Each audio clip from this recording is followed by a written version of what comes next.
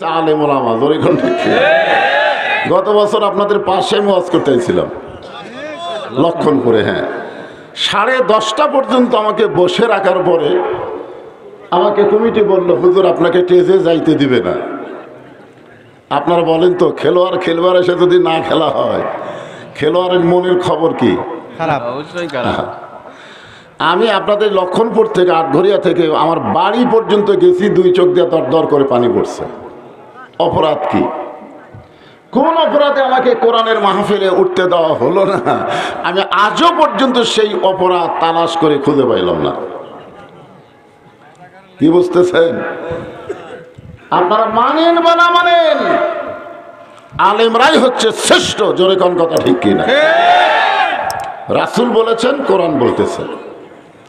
আপনাদের মাঝে মাঝে যে সমস্ত আলেম ওলামা বসে আছেন, মঞ্চে আছেন, মাগরিবের নামাজের পর থেকে এত রাত পর্যন্ত কোরআন হাদিসের আলোকে অত্যন্ত গুরুত্বপূর্ণ আলোচনা করে আপনাদেরকে শোনালেন।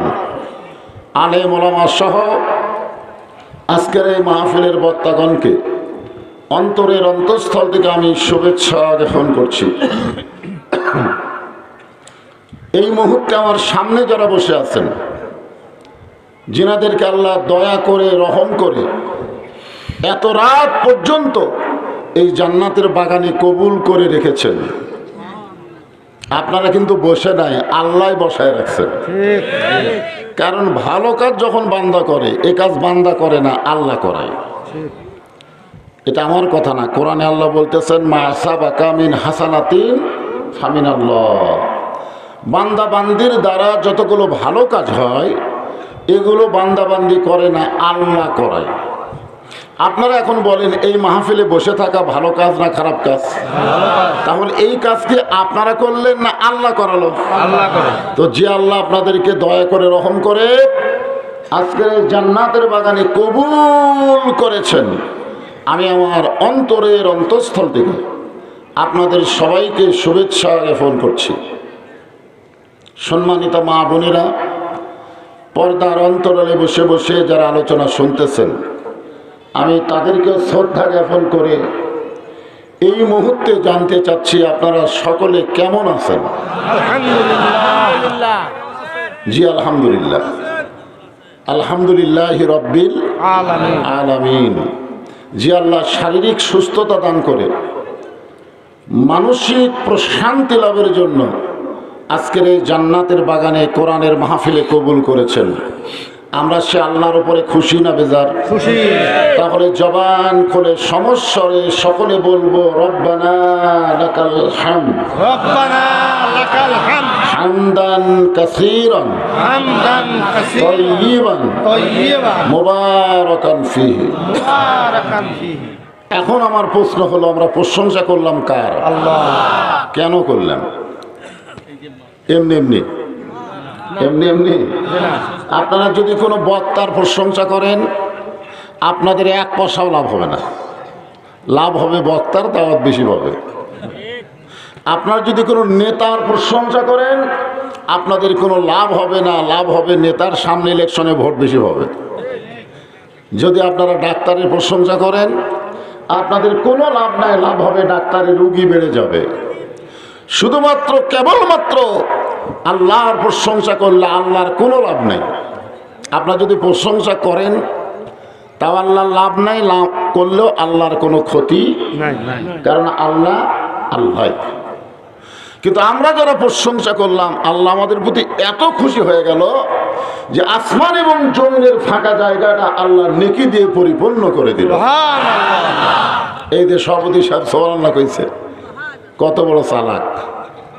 আল্লাহ রাসূল বলেছেন, কেউ যখন সুবহানাল্লাহ শব্দ জবান থেকে প্রকাশ করে দেয়, তার জবান প্রকাশ হওয়ার সঙ্গে সঙ্গে সে কোথায় আছে সেটা আল্লাহ দেখবে না, আল্লাহ তার নামে জান্নাতের বাগানে একটা গাছ লাগাইয়া দেয়। সুবহানাল্লাহ। আপনারা কোথায় আছেন? জায়গাটার নাম নাই?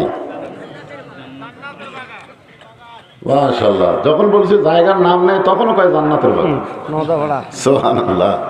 আল্লাহ যারা জান্নাতের বাগান বলতেছে বারবার, আজকের মাহফিলকে তুমি জান্নাতের বাগান হিসাবে কবুল করো। ধরে কোন আমিন। আল্লাহর প্রশংসা করার বহু কারণের মধ্যে 1 নম্বর কারণ, আমরা যখন কবরে যাব তখন কিন্তু মুনকির নাকির আমাদেরকে একটা প্রশ্ন করবে, অমা দিনুকা, তোমার দিন কি? আপনারা বলেন তো, এই প্রশ্ন কি মুনকির নাকির সবাইকে করবে? সবাইকে সবাইকে করবে না। অমাইয়াবতাগি গায়রাল ইসলাম দীনান ফালান ইউকবালা মিনহু। এই আয়াতের বাংলা অর্থ হলো, ইসলামকে যারা দিন হিসাবে, জীবন ব্যবস্থা হিসাবে গ্রহণ করেছে, শুধুমাত্র তাদেরকেই এই প্রশ্ন করা হবে। ইসলামকে যারা গ্রহণ করে নাই তাদেরকে এই প্রশ্ন করা হবে না। হিন্দু, বৌদ্ধ, খ্রিস্টান, ইহুদিকে এই প্রশ্ন করা হবে না। কেবলমাত্র যারা মুসলমান তাদেরকেই এই প্রশ্ন করা হবে। আপনারা বলেন তো, 3 নম্বর প্রশ্ন, অমান নাবিউকা, এই প্রশ্ন কি সবাইকে করবে? না, এই প্রশ্ন কেবলমাত্র আছেন আমার মুক্তার, আছেন আমার বারিস্টার, সেই বিচারের হাইকোর্টেতে তিনি আমায় করবেন পার, আমি পাপী রাসূল জাবিন্দার। ইসলাম ছাড়া অন্য কোনো ধর্ম যদি কেউ গ্রহণ করে, আল্লাহ বলেছেন সেইটা কবুল করা হবে না। এই হিসাবে আমাদের ভাগ্য ভালো না খারাপ? জোরে বলেন ভালো। আল্লাহ ইচ্ছা করলে আমাদেরকে হিন্দুর ঘরে পাঠাবার পারতেন। আমি এই কথা যেই মাত্র কইছি, এক মুসলমান বলতেছে আফসোস লীগ। জোরে কোন কি লীগ? এখন তো আওয়ামী লীগ নাই, আফসোস লীগ, হতাশা লীগ, গুজব লীগ। ও আমারে কয়, হুজুর আপনি হিন্দুদের বিরুদ্ধে বলবার চাচ্ছেন? দুর্গা পূজায় আপনারাই তো মূর্তি পাহারা দিলেন। মানে আমরা মূর্তি পাহারা দিছি তো, এই জন্য আর কলজা তাকাত লাগছে। আমি তখন করলাম, ভাই আমরা হিন্দুদের মূর্তি পাহারা দেওয়ার জাত না, আমরা ষড়যন্ত্র পাহারা দিয়েছি। ধরে কোন কথা ঠিক কিনা? কারণ বাংলাদেশের 3 দিকে ভারত। এমনি ইউনূস সরকার ক্ষমতায় আসার পর থেকে ভারত তো খালি চান্সে আছে। ধরে কোন ঠিক কিনা? অনেক চেষ্টা করার পরেও কিছু করবার পারেনি। পারছে? পারে নাই। ডোনাল্ড ট্রাম্প যখন আমেরিকার প্রেসিডেন্ট হলো, তখন আবার একটা চান্স নিল। শোনেন, আমেরিকা যে মেয়ে মানুষকে পছন্দ করে না, সেটা আমেরিকার নির্বাচনে বারবার বোঝা গেছে। তোর কোন কথা ঠিক ছিল? এর আগে হিলারি ক্লিন্টন দাঁড়াইছিল, ফেল করছে। এবার আমার কমলা হ্যারিস দাঁড়াচ্ছে, ফেল করছে। কারণ আমেরিকা জানে মেয়ে মানুষের অধীনে কোনো মরদ মানুষ থাকা ঠিক না। তোর কোন কথা ঠিক না? তা আমেরিকা হাসিনাকে আবার ক্ষমতা বসাবি, এটা আপনার কেমনে বুঝলেন? কোনো মরদ হলে এটা হতো, কিন্তু মেয়েদেরকে আমেরিকা পছন্দ করে না ক্ষমতার চেয়ারে। ধরে কোন কথা ঠিক? আপাতত এ গুজবও বন্ধ হয়ে গেছে। আমি যেটা আপনাদের বলতে চাচ্ছি, আমরা মূর্তি পাহারা দেইনি ভাই, আমরা ষড়যন্ত্র পাহারা দিয়েছি। কারণ কেউ যদি হিন্দুদের মূর্তি ভাঙে, ওরা আমাদেরকে ঢালাওভাবে দোষ দেবে। ধরে কোন কথা ঠিক কি না? হ্যাঁ, রুহের জগতে যখন আমরা ছিলাম, ওয়াজের শুরু থেকে একটু মনোযোগ দিয়ে শুনবেন। এখানে আসার আগে কিন্তু আমরা আর একটা জগতে ছিলাম। সে জগতের নাম হলো আলমে আরওয়াহ। আপনি কি বিশ্বাস করেন? জি জি। কিন্তু মনে নাই। আব্দুল আলিম একটা গান গাইছিল বহু আগে, কোন বনেরই পাখি তুমি আইলারে কোন বনে, আবার কোন বনেতে যাইতে হবে পড়ছে নাকি মনে। আমরা কোথায় ছিলাম, কোথায় আসলাম, আবার কোথায় যাব? দুনিয়াতে আসার পরে আমাদের যাওয়ার কথাটা মনে থাকে না, যার কারণে মানুষ 4 তলা 5 তলা 6 তলা বিল্ডিং বানায়, রড বার করে রাখে। একজনকে দেখায়, ওই যে আমার বাসা, এরকম হাড় কাত করে দেখে। 2 কান্দের ফেরেশতা বলে, পাগলা, যেইখানে তোর থাকা লাগবে সেইটা দেখা, সেইটা হলো নিচতলা। তোর এখন কয়তলা?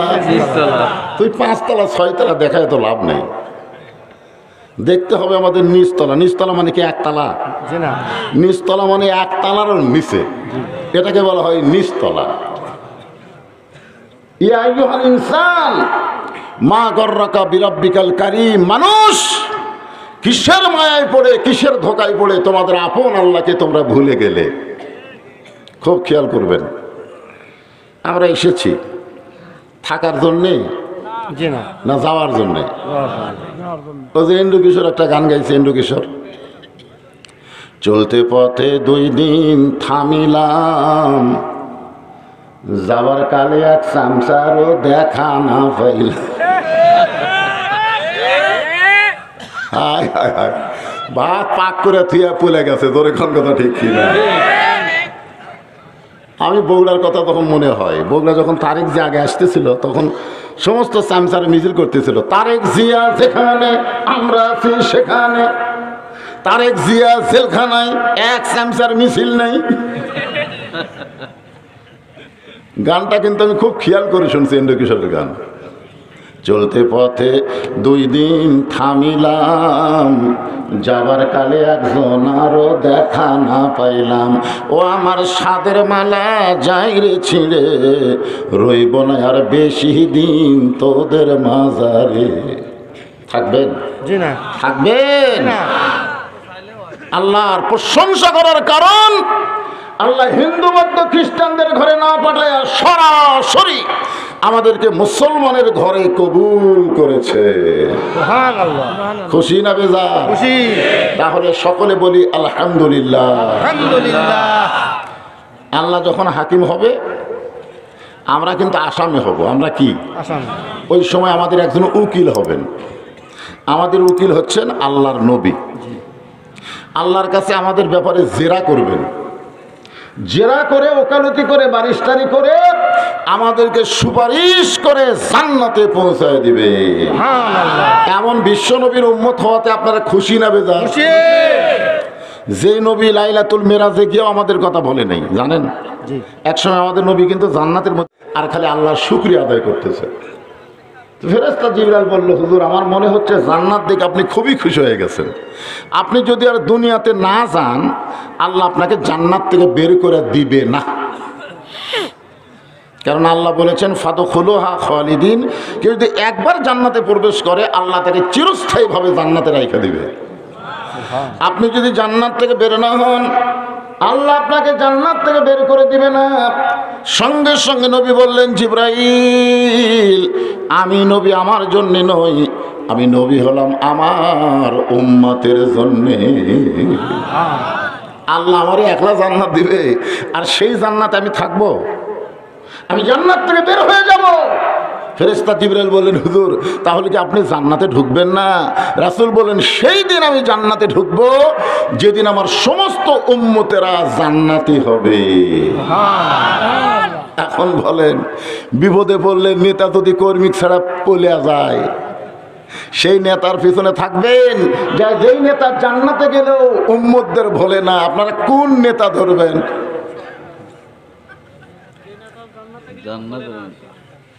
এরা 2 জন একবারে লাভ দিয়ে উঠলো কেন রে? ও নাই খেলা, অসুবিধা নেই। একটু গলা খাঁকারি দেন তো। আমার নেতা তোমার নেতা বিশ্ব নবী মুস্তাফা, বিশ্ব নবীর চরিত্র ফুলের মতো পবিত্র, ফুলের চাইতে পবিত্র বিশ্ব নবীর চরিত্র। ওয়া ইন্নাকা লাআলা খুলুকিন আযীম। চরিত্রের সার্টিফিকেট কে দিছে? আল্লাহ। আল্লাহ। ভাগ্যগুণে আমরা সেই নবীর উম্মত। আল্লাহর প্রশংসা করার 3 নম্বর কারণ হলো যে কোরআন থেকে তাফসীর করা হবে। অল্প সময় হলেও আমরা তাফসীর আকারে কিছু কথা শুনতে চাই, যেরকম ঠিক কিনা? একটু মনোযোগ দেবেন। আল্লাযী খালাকাল মাউতা ওয়াল হায়াতা, আল্লাহ আমাদের মৃত্যু এবং হায়াতকে সৃষ্টি করেছেন। বিশ্বাস করেন আমাদেরকে কেউ মারতে পারবে না আল্লাহ যদি বাঁচায় রাখে। বিশ্বাস করেন আমাদেরকে কেউ বাঁচাবার পারবে না আল্লাহ যদি মারেন। এ বিশ্বাস আছে? এটা কি 5ই আগস্টের পরে হচ্ছে না আগে? আমার এলাকার এক ইমাম সাহেব দোয়া করতেছে, রব্বানা আতিনা ফিদ দুনিয়া হাসিনা। মানে কে যেন ভয় দেখাচ্ছে, ওই ভয়ের ঠেলায় হাসানার জায়গায় হাসিনা করছে। 5ই আগস্টের পরে ওই মামার হাসিনা কয় না, এখন হাসানা কয়। আমরাও আগে ওয়াজ করছি, চারিদিকে তাকে থেকে এরকম আমরাও দেখছি।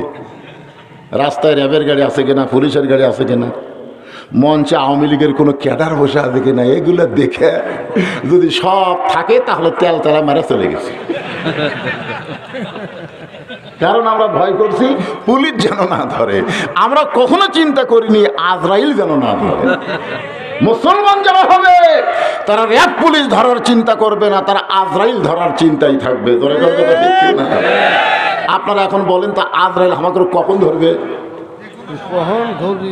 কোনো সময় কেউ জানে যে কোনো সময়। চাষতলে বসে ফাঁসির আসামি নিয়ে চিন্তা করতেছে। চাষতলায় দুজন চা খায় আর কয় উমুকের ফাঁসি হবে, উমুকের ফাঁসি হবে। আমি কাছে যে চা খাইতে আর বলতেছি ভাই উমুকের ফাঁসি হবে, এটাও যেমন তোমাদেরও মৃত্যু হবে। যেই কইছি তোমাদের মৃত্যু হবে আরো দুজন চুম করছে। আমি গেলাম পাগলা চুমকে উঠলে কেন? ফাঁসির তারিখ আছে রে, মরার কোনো তারিখ নাই। ঠিক। এখানে আমরা যত লোক বসে আছে আমাদের কি মরার কোনো তারিখ আছে? জোরে বলেন আছে? যদি না থাকে তাহলে একটু মনোযোগ দিবেন। লিয়াবলুয়াকুম আইয়ুকুম আহসানু আমালান ওয়া হুয়াল আজিজুল গফুর। তোমাদেরকে পরীক্ষা করা হবে, সুন্দর আমলের পরীক্ষা করা হবে। সব আমল করলে হবে না, আল্লাহর কাছে পরীক্ষায় পাশ করতে গেলে আমাদেরকে সুন্দর আমল করা লাগবে। আহসানু আমালা, আহসান, হাসান হোসাইন। আপনারা বলেন তো হাসান হোসাইন কেমন সুন্দর? ও এমনি এমনি শুনে শুনে বলতেছেন। আহসান মানে অতীব সুন্দর, আমালান মানে সুন্দরতম আমল। এখন আপনাদের কাছে আমার ধারাপাতের মতন কিছু প্রশ্ন থাকবে, এটা বললেই আলোচনা তাফসীর শুরু হয়ে যাবে। এখন আপনাদেরকে বলতে হবে সুন্দর আমল যদি আমরা করতে চাই তাহলে সুন্দর একটা পরিবেশের দরকার আছে না নাই? আচ্ছা, সুন্দর একটা পরিবেশ যদি তৈরি করতে চাই তাহলে সুন্দর একটা সমাজের দরকার আছে না নাই? আছে। সুন্দর একটা সমাজ যদি তৈরি করবার চাই তাহলে সুন্দর একটা রাষ্ট্রের দরকার আছে না নাই? আছে। সুন্দর একটা রাষ্ট্র যদি গঠন করতে চাই তাহলে ইংরেজদের আইন দেওয়া হবে না, ডক্টর কামালের সংবিধান দেওয়া হবে না, আল্লাহর আইন এবং কোরআনের সংবিধান লাগবে। জোরে কোন কথা ঠিক? এই জন্য এই মুহূর্তে একটা স্লোগান দেওয়া লাগবে। না না না না, স্লোগান তো না, আল কোরআনে আলো, সংসদে আলো। এই সংসদে কয় কোন দল করেন ভাই? আল কোরআনের আলো সংসদে যাবো। সংসদে। জি স্যার। মাশাআল্লাহ, হ্যাঁ বুঝবার পারছি রে। আমরা আগামী ইলেকশনে কোন লুটেরা, কোন বাটপার, কোন ধর্ষক, কোন চাঁদাবাজ লুচ্চাকে সংসদে পাঠাবার চাই না। 300 জন ভালো মানুষকে সংসদে পাঠাবার চাই। ধরে কোন ঠিক কিনা? এ ব্যাপারে কারা কারা একমত? দুই হাত তোলা, আল্লাহকে দেখা। লিল্লাহে তাকবীর। হাত নামান। এবার সাক্ষী আমি যেই বলবো আল কোরআনের আলো, সভাপতির মতো আপনারা বলবেন সংসদে জালো, আল কোরআনের আলো সংসদে যাবো। কোরআন হাদিস যেখানে আমরা আছি সেখানে। দুনিয়ার মুসলমান এক হও, এক হও। লিল্লাহে তাকবীর। আমরা 4 ভাই, আমার কোনো বন্ধুর নাই। আমার বড় ভাই আওয়ামী লীগ করে, ওই প্রাইমারি হেডমাস্টার তো ওই আওয়ামী লীগ করে। আমার ছোট 2 ভাই 2 কলেজের প্রফেসর, ওরা 2 জন বিএমপি করে, আর আমি করি আল্লাহর দল।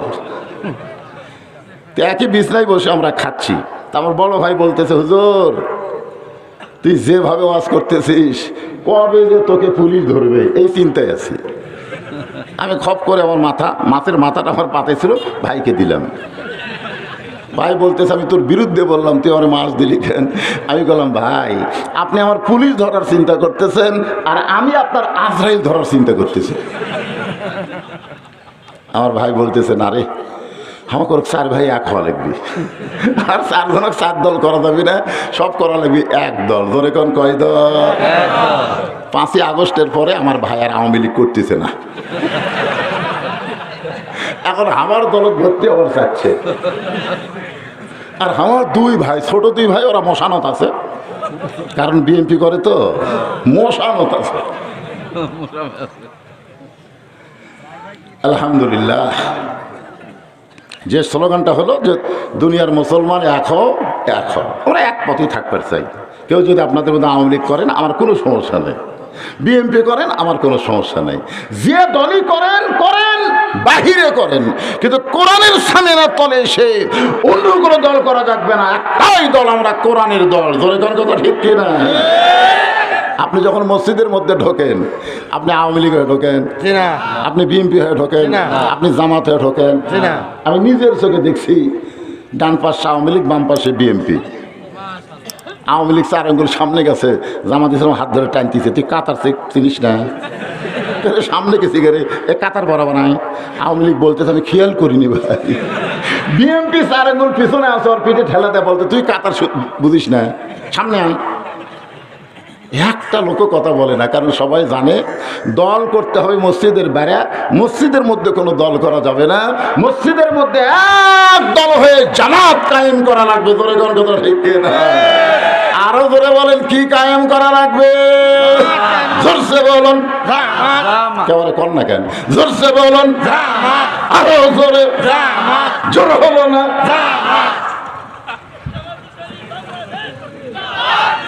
পরে পরে পরে পরে আগে জামাতপন্থী থাকেন তো, সময় মতো ইসলামের স্লোগান হবে, অসুবিধা কি? লিয়াবলুয়াকুম আইয়ুকুম আহসানু আমালান, তোমাদেরকে সুন্দর আমলের পরীক্ষা করা হবে। সুন্দর আমল যদি করতে চাই, সুন্দর কোরআনের বিকল্প কোনো রাস্তা নাই। এই কোরআন দিয়ে তো বাংলাদেশ এখনো চলেনি, চলছে। কোরআন দিয়ে যদি বাংলাদেশ চালু হয়ে যায়, তখন আমাদের নেতার চরিত্র কেমন হবে? কথা কয় না, কেমন ভালো।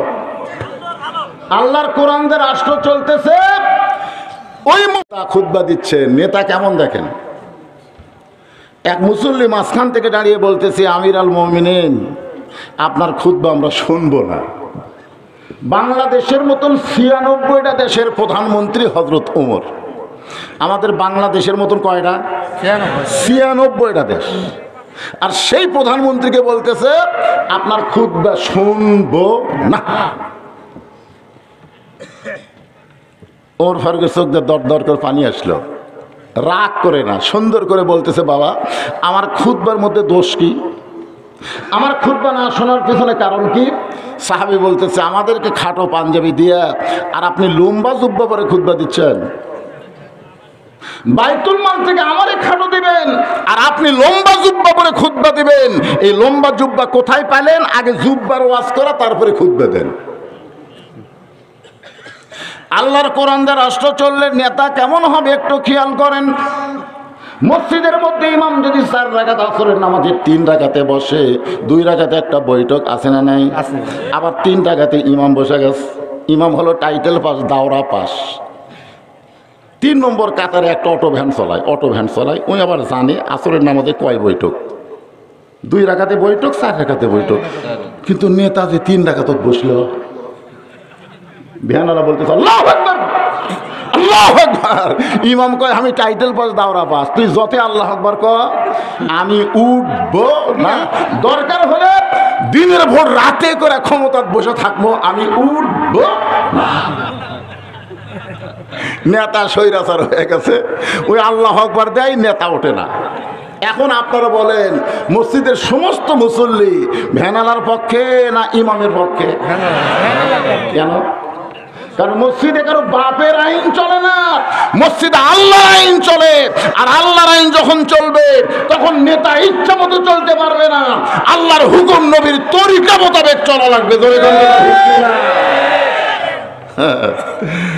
কোরআন দিয়ে যখন বাংলাদেশ চলবে, তখন নেতা ইচ্ছা মতো ব্যাংকগুলাকে দেউলিয়া বানিয়ে সব টাকা পাচার করবার পারবে না। জোরে কোন কথা ঠিক কিনা? হযরত ওমরের চোখ দিয়ে দর দর করে পানি পড়তেছে। এমন সময় ওমর ফারুক তাকায় দেখে প্রত্যেকটা সাহাবী মাথা নিচু করে বসে আছে। প্রত্যেকটা সাহাবী এরকম। ওমর ফারুক চিন্তায় পড়ে গেল, আমার পক্ষে কথা বলার কেউ নেই, একটা চামচাও নেই। কোরআন দিয়ে যখন রাষ্ট্র চলবে তখন নেতার চামচা পাওয়া খুবই কঠিন। কি পাওয়া যাবে না? কথা কর না কেন? কারণ চামচা পালবার গেলে টাকার দরকার আছে না নাই? আপনারা বলেন তো, কোরআনের রাষ্ট্র হলে নেতাকে টাকা থাকবে?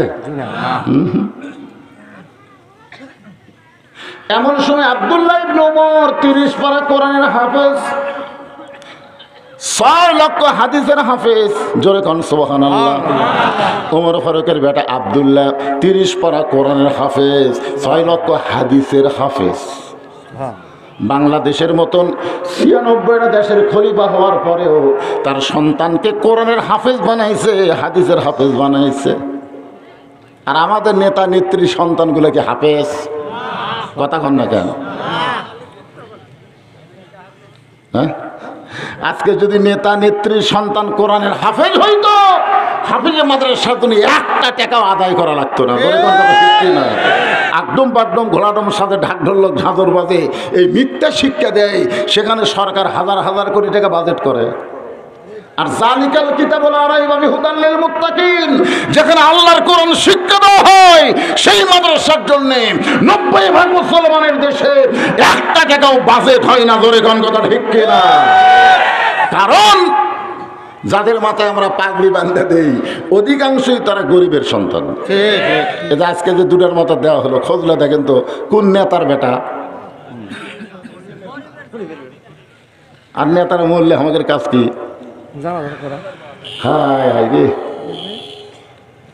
নেতা মরিছে, নেতার বেটা এখন হুজুরের মাদ্রাসা আইছে। আজকাল হুজুর আপনার গ্রুপকে নিয়ে আসেন, আমার বাবার জন্য একটা কোরআন খতম দেওয়া লাগবে। তা আমাদেরও কিছু হুজুর আছে যাই বলে আইরে সেই দিকে যাই রে, বোঝা শোনা নাই রে, কে ডাকতেছে ওদিকে খেয়াল নাই। সারা জীবন ইনুর মতন মিনুনের মতন কোরআনের বিরুদ্ধচারণ করেছে, ওই শালা শত্রু নেতা মরে গেছে, আর হাফেজরা ঝুঁকে ঝুঁকে কোরআন খতম দিচ্ছে। এক খতম হওয়ার পরে বলতেছে রব্বানা যালামনা, আল্লাহ যা খতম দিলাম সব নেতার রুহে দাও। দুই কান্দে দুই ফেরেশতা বলে, আল্লাহ একই সওয়াব কয়বার? তোমার নবী বলেছে যে কোরআন পড়বে প্রতি অক্ষরে 10টা করে নেকি পাবে, আর কোরআন পড়াও সারা, আর নেকি লেখাও শেষ। ওই যে আবার চালান করবার চাচ্ছে, আমরা এখন কি করি?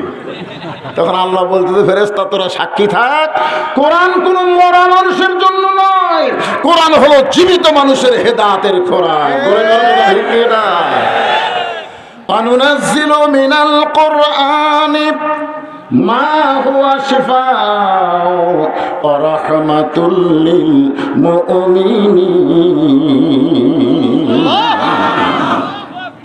যে বলবো সব সমস্যার সমাধান আপনার বলবেন দিতে পারে আল কোরআন, বলতে পারবেন না ভাইজান?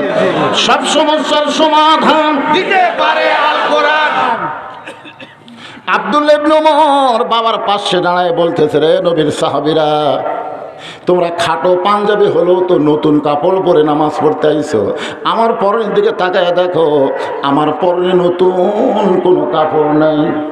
মাইকের ফরমান একটু বেশি ভম করতে, দেখো তো একটু বেশি হয়ে গেছে মনে হয়, হ্যাঁ একটু কমাই দাও।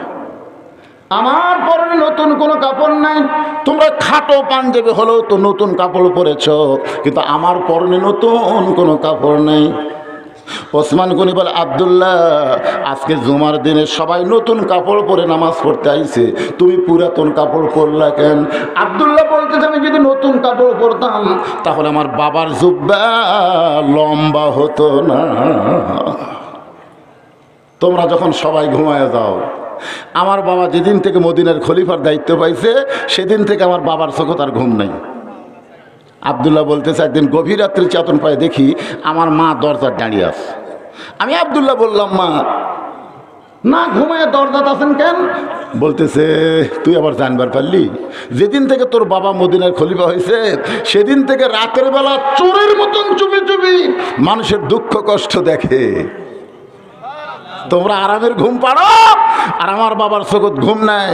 আমার বাবা ঘোষণা করেছে আল্লাহর কোরআন যখন রাষ্ট্র চলবে, ফোরাতের কুলে একটা কুত্তাও যদি না খেয়ে মারা যায়, উমরকে আদালতে আল্লাহ ছাড়বে না। তোমরা সবাই ঘুমিয়ে গেছো। আমার বাবা আমার দরজার সামনে এসে সালাম দেবেন, আব্দুল্লাহ। রাতটা তখন তাহাজ্জুদের সময়। আমার বাবা আমার দরজায় ডাকতেছে, আব্দুল্লাহ আব্দুল্লাহ বলে। আমি দরজা খুলে দেখি বাবার হাতে একটা পাঞ্জাবি। আমি খুশি হয়ে বললাম, নেতার বেটা হওয়ার মধ্যে লাভ আছে। একটা পাঞ্জাবি বাইতুল মাল থেকে আমি পাচ্ছি, বাবা আর একটা দিবে রাইছেন। কি ভাগ্য আমার, নেতার বেটাতে। কার বেটা? একটা পাচ্ছি তো, আর একটা দিবে রাইছেন। ওমর ফারুক সঙ্গে সঙ্গে এ কোরআন থেকে তেলাওয়াত করলেন, ইন্নাল্লাহা ইয়ামুরুকুম আন তুআদ্দুল আমানাতি ইলা আহলিহা ওয়া ইযা হাকামতুম বাইনান নাস আন তাহকুমু বিল আদল। জোরে কোন সুবহানাল্লাহ। আপনারা বলেন তো, ওমর ফারুক কোরআনের আয়াত দিয়ে কি বুঝালেন? 6 বছর আমবাগানের চাষ করছে, 6 বছর। এখন জ্যৈষ্ঠ মাসে দেখতে গেছে আম পাকছে কিনা, যায় দেখে গাছের ডালে বসে এক ছোট্ট বাচ্চা পাকা আম পাড়তেছে আর ব্যাগের মধ্যে তুলতেছে। বাগানের মালিক বলে, আমি খাইনি, আমার পরিবারে কেউ খায়নি, আর তুই আমার কাছে আম পাড়তেছিস, তোর বাপকে যা বিচার দেবো রে। এই তোর বাপক যা বিচার দেবো। ছেলে খালি মুচকে মুচকে হাসে। বাগানের মালিক বলে, হাসিস কেন? বলে, হাসার কারণ হলো আমার বাবা কোথায় খুঁজবার যাবেন, আমার বাবাও তো আর এক বছর ছুটছে। বাগানের মালিক নিচে বসে কান্দের বলে, আল্লাহ বিচার দেবো কার কাছে? বেটাও চোর, বাপও চোর। আপনারা বলেন তো 15.5 বছরের খবর কি? অন্তর থেকে বলেন তো ভাই, খবর কি? বিচার কার কাছে দিবেন? বিচার দেওয়ার কোন আদালত ছিল না। জালিমদেরকে জামিন দিয়েছে, আলেমদেরকে জেলখানা ঢুকাছে। ধরে কোন কথা ঠিক কিনা? আপনারা বলেন, 50 বছর যিনি কোরআনের তাফসীর করলেন, কোরআনের পাখির অপরাধ কি? কি অপরাধ? বাংলার জনগণ জানে না, এখন বুঝতেছে। আজ থেকে 10 বছর আগে ওয়াজ করেছে আল্লাহর ওলি, যেমন একদিন আসবে গাছের গোড়াতে এমন ছাকুনি দিবে, দিল্লির মামু বাড়ি গিয়ে পড়বা। ধরে কোন কথা ঠিক না? তার প্রত্যেকটা কথা 100/100 পালন হচ্ছে। ধরে কোন কথা ঠিক না? এত বড় একজন আল্লাহর ওলিকে বিনা অপরাধে জেলখানায় রাখলো। কি অপরাধ? সবাই যাবজ্জীবন দিয়েছে, এক শালা মানকে উনি আবার ফাঁসি দিছে। মানকে শামসুদ্দিন মানিক কলার পাতা ছুঁয়ে আছিল। ধরে কোন ঠিক কিনা? কলার পাতা দেখছেন আপনারা, ভিডিও দেখছেন। এক সাধারণ লোক ওর গলার যে মাফলা পেঁচা আসবে, ধরে তুই কে? সুপ্রিম কোর্টের বিচারপতি পারে তার গলা দেয়, তুই কে? কলার পাতা ছুঁয়ে আসলো কেন? কয় টাকা তোর পকেট?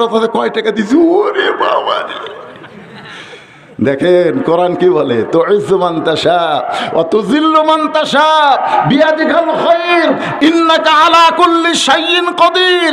আলেমদের হাতে হ্যান্ডকাপ, পায়ে বেল লাগায় তোমরা যখন আদালত নিয়ে গেছো, হাজার হাজার জনগণ চোখের পানি নিয়ে তাদেরকে সালাম দিয়েছে। বলে কথা ঠিক কিনা?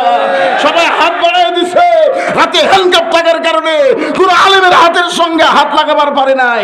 আর তোমাদেরকে যখন আদালতে নিয়ে যায়, সমস্ত মানুষ ডিম মারে, জুতা মারে, আর মানকের বিসি খোঁজা বেলা দিছে। কি বুঝতেছেন? হ্যাঁ, মানকারে বিসি নাই। দুনিয়ার বিচার আল্লাহ দুনিয়াতে দেখাইছে। ধরে কারণ ঠিক কিনা ভাই? একটু মনোযোগ দিয়ে শুনবেন। বিচার দিব কার কাছে? বেটাও চোর, বাপও চোর, বিচার দেওয়ার জায়গা নাই। উমর কান্দার বলে, আব্দুল্লাহ একটা পাঞ্জাবি পাইছি বাবা, আর একটা দিবার আসি নাই। এই পাঞ্জাবি হলো আমার ভাগে পড়ছে, এই খাটো পাঞ্জাবি পরে আগামীকাল জুমার দিনে কেমনি খুতবা দেই। আব্দুল্লাহ বলতেছে, আপনি খাটো পাইছেন, তো আমি কি করব? বলে, তোর পাঞ্জাবিটা আমাকে একটু দান করে দে। আব্দুল্লাহ রে, তোর পাঞ্জাবি আমার পাঞ্জাবি মিলে একটা লম্বা জুব্বা বানাবার চাই। আব্দুল্লাহ বলে, বাবার চোখের পানির কাছে আমি পরাজিত হয়ে আমার পাঞ্জাবি বাবাকে দান করে দিলাম। বাবার পাঞ্জাবি আমার পাঞ্জাবি একত্র করে বাবা লম্বা জুব্বা বানায় খুতবা দেয়। এখন বলো খুতবা শোনা যায় কিনা যায়? সমস্ত সাহাবীরা দাঁড়িয়ে গেছে, সবাই দাঁড়িয়ে বলতেছে আল্লাহর কোরআন দিয়ে যখন রাষ্ট্র চলবে এমন ভালো মানুষকে নেতা হিসাবে দেখা যাবে। তাহলে ভালো নেতা দেখবার গেলে ডক্টর কামালের সংবিধান চলবি না। এই খালি সংবিধান ঠিক করার জন্য আপনি কি পাবনার চুপ্পুকে চুপ্পু অপসারণ করা গেল না বারে? সবাই খালি বলতেছে সংবিধান সংবিধান। সংবিধান কি আল্লাহর কোরআন নাকি? ডক্টর ইউনূসের সরকার যে ক্ষমতা গেছে এটা কোন সংবিধান মানছে? আপনারা বলেন এটা কি সংবিধান অনুযায়ী হয়েছে? কথা বলেন না কেন? সংবিধান অনুযায়ী সরকারই হয় নাই, তাহলে চুপ্পুকে ক্ষমতা রাখার কারণ কি? দোহাই একটাই হলো কামালের সংবিধান। আপনারা বলেন দুনিয়ার কোন মানুষের সংবিধান চলবে? মুসলমান যদি সুন্দর আমল করতে চান একটু মনোযোগ দিয়ে শুনবেন। আল্লাহর কোরআন দিয়ে যখন রাষ্ট্র চলবে এমন ভালো মানুষকে নেতা হিসাবে দেখা যাবে। কোরআন দিয়ে যখন রাষ্ট্র চলবে তখন কর্মী কেমন হবে? নেতা তো শুনলেন, এখন কর্মী। আমরা যারা এখানে বসে আছি আমরা একজনও নেতা না, আমরা হলাম কর্মী। জোরে কোন কি? কর্মী। তো কোরআন দিয়ে যখন বাংলাদেশ চলবে তখন আমাদের অবস্থা কেমন হবে? একটু শোনার দরকার আছে না নাই? আছে। জোরে কোন আছে না নাই? আছে। একটু মনোযোগ দিয়ে শোনেন। অর্ধ পৃথিবীর খলিফা হযরত ওমর আল্লাহর কোরআনের কর্মীকে দেখার জন্য ছদ্মবেশে মদিনার অলিগলি ঘুরতেছে। হঠাৎ হযরত ওমর দেখতে পায় বিস্তীর্ণ মরুভূমির মধ্যে একজন রাখাল উট আর দুম্বা চড়ায়। ওমর ফারুক আল্লাহর কোরআনের কর্মীকে দেখার জন্যে রাখালকে সালাম দিলেন। আসসালামু আলাইকুম রাখাল ভাই, আমার পেটে ক্ষুধা লাগছে, আমি উঠের এক পেয়ালা দুধ চাই। রাখাল মুসকি মুসকি হাসে। ওমর ফারুক বলে রাখাল হাসার কারণ কি? বলে হাসার কারণ হলো তুমি আমার সালাম দিছে, উঠের দুধ চাইছে। সালাম দিলে কি হবে, উঠের দুধ চাইলে কি হবে, আমি তোমাকে দিবার পারবো না। ওমর ফারুক বলেন আমার অপরাধ কি? রাখাল বলে তোমার অপরাধ হলো আগে তোমার পরিচয় দাও। দেখবেন জামাত ইসলাম বলেন, ইসলামী ছাত্র শিবির বলেন, ইসলামী শাসনতন্ত্র বলেন, ওই মানুষটা যখন আপনার কাছে আসবে আগে কিন্তু তার পরিচয় দিবে। তোর এখন কথা ঠিক কি না? রাখাল বলতেছে তুমি আমার সালাম দিলে, উঠে দুধ চাইলে, তোমার পরিচয় কি? ওমর ফারুক চিন্তায় পড়ে গেল, আমি অর্ধ পৃথিবীর খলিফা, এই পরিচয় যদি দেই তাহলে কোরআনের কর্মী দেখবো কিভাবে? ওমর ফারুক পরিচয় নিয়ে যখন চিন্তা করতেছেন এমন সময় আল্লাহর কোরআন বলতেছেন মিল্লাত আবিকুম ইব্রাহিম ওয়া সাম্মাকুমুল মুসলিমিন। বুঝবার পারেননি? আচ্ছা, বাংলাদেশে সব দলের মধ্যে আল্লাহ আকবার কিন্তু নাই। আওয়ামী লীগ যত বড়ই দল হোক না কেন, ওদের মিছিলে কোনোদিন আপনার আল্লাহ আকবার ভাষায় না। কি দিয়ে শুরু করে? জালো রে জালো। ঠিক না? আর আমরা শুরু করি লিল্লাহে তাকবীর। ফাইজা তুলিয়াত আলাইহিম আয়াতুহু জাদাতুহুম ঈমানান। কোরআনের আয়াত তেলাওয়াত শুনলে ঈমান বাড়ে না কমে? বাড়ে। তো ঈমান বাড়ার লক্ষণ কি মুখ বন্ধ করে থাকা? আল্লাহু আকবার বলা। আল্লাহ। এখন কোরআন বলতেছে ওমর, রাখাল যখন তোমার পরিচয় চাইছে তুমি আসল পরিচয় দাও। তোমার আসল পরিচয় হলো তোমার জাতির পিতা হযরত ইব্রাহিম, তোমার নাম রেখেছে মুসলমান। এখন আপনাদের বলতে হবে মুসলমানের জাতির পিতার নাম কি? আরো জোরে জোরসে বলুন। মাশাআল্লাহ। তিনটা পিতা আপনারা খুব খেয়াল করবেন। একটা হলো আদি পিতা। আদি পিতা কোনোদিন দুটা হওয়ার পারে না। জাতির পিতা কোনোদিন দুটা হওয়ার পারে না। আর জন্ম দেওয়া পিতা কোনোদিন দুটা হবার পারে না। কেউ যদি বলে আমার দুই বাপে জন্ম দিছে, বুঝবেন আর জন্মের মধ্যে ভেজাল আছে। কথা কন না, কথা কন না। কেউ যদি বলে আমার জাতির পিতা দুইটা, বুঝবেন আর জাতির মধ্যে ইসলামের মধ্যে ভেজাল পড়েছে। ওমর ফারুক বললেন রাখাল আমার পরিচয় যখন জানতে চাও, আমার পরিচয় হলো আমি একজন মুসলমান। রাখাল মুসকি মুসকি হাসে আর বলে পথিক তুমি আসল মুসলমান না ভেজাল মুসলমান? ওমর ফারুক বলে রাখাল মুসলমান তো মুসলমান, এর মধ্যে আবার ভেজাল কি? রাখাল বলতেছে আসল মুসলমান যারা হবে তারা চাওয়ার ব্যাপারে সতর্ক থাকবে, দরকার হলে ফাঁসির মঞ্চে যাবে, কিন্তু রাষ্ট্রপতির কাছে বাঁচার দরখাস্ত লিখবে না। এরকম আসল মুসলমানকে আপনাদের পাবনাত আছে না নাই? উকিল যখন বলল আপনি একটা ইসলামী দলের আমির, আপনার ফাঁসি কার্যকর হবে, আপনি যদি রাষ্ট্রপতির কাছে দরখাস্ত লেখেন আর রাষ্ট্রপতি যদি আপনাকে মাফ করে দেয় তাহলে আপনার ফাঁসি কার্যকর হচ্ছে না। তখন আসল মুসলমান মুসকি মুসকি হাসতেছে। উকিল বলে হাসেন কেন? বলে হাসার কারণ হলো তোমার কথা শুনে। তুমি বলতেছো রাষ্ট্রপতির কাছে দরখাস্ত করলে রাষ্ট্রপতি আমাকে মাফ করে দিবে, আমি বাংলাদেশ হওয়ার পরে 3টা রাষ্ট্রপতিকে ক্ষমতার থাকা অবস্থায় মরা দেখছি। একটা হলো মুজিবুর রহমান, একটা হলো জিয়াউর রহমান, একটা হলো জিল্লুর রহমান। আপনার বলেন তো এই 3টার শেষে রহমান আছে না নাই? কি মিল দেখছেন? শেখ মুজিব কিন্তু ক্ষমতার থাকতে মারে ফেলে দিছে, জিয়াউর রহমানকে ক্ষমতার থাকা অবস্থায় মারিছে, আর জিল্লুর রহমান ক্ষমতার থাকা অবস্থায় মরিছে। 2 মারিছে, একটা মরিছে। আপনারা বলেন তো মারা আর মরা এর মধ্যে তফাৎ কি?